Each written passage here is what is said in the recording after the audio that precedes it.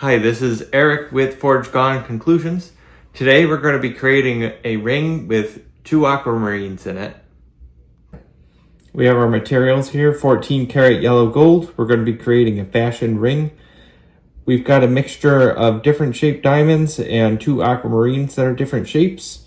So we're going to be creating bezels for them and then putting it all together. All right, let's get started.